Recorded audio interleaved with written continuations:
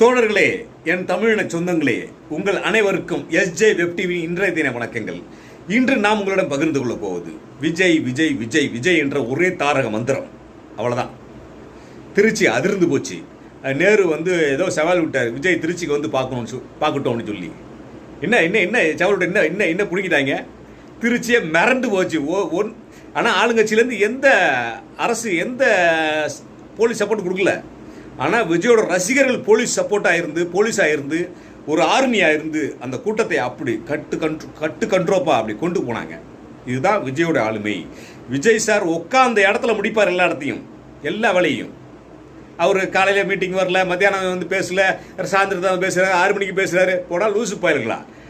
அவர் உட்காந்த இடத்துல எல்லாத்தையும் ஃபிங்கர் டிப்ஸ் எல்லாத்தையும் முடிப்பாடுறா. அவர் மக்கள் மத்தியில் நின்னா முடியுமா? அவங்களால தாங்க முடியுமா? விஜய் தாங்க முடியுமா? அவங்களால முடியாது. அதுக்கு ஒரே ஒரு சாட்சி திருச்சி தான். விஜய் நேரில் உங்களால் ஆட்சி நடத்த முடியாது, உங்களால் தாங்க முடியாது. அங்கே கலவரம் உண்டாகும், அங்கே பெரிய பிரச்சனை நீங்களே கிரியேட் பண்ணுவீங்க. கிரியேட் பண்ணி இது விஜயால் இப்படி ஆகிப்போச்சு அப்படி சொல்லுவீங்க.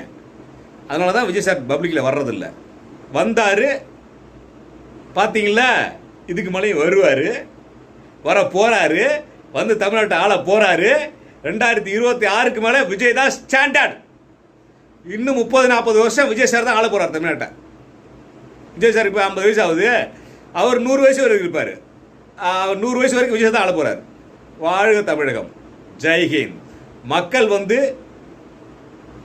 விஜய் சார் மேலே மிகப்பெரிய நம்பிக்கை வச்சுருக்காங்க. ஒட்டுமொத்த ஓட்டும் மக்கள் ஓட்டு விஜய் சாருக்கு தான் அடுத்தது. இது தெரிஞ்சு போச்சு. சின்ன குழந்தைகள், ஒரு குழந்தை விஜய் அங்கிள்னு கத்துது. வாழ்க தமிழகம், ஜெய்ஹிந்த்.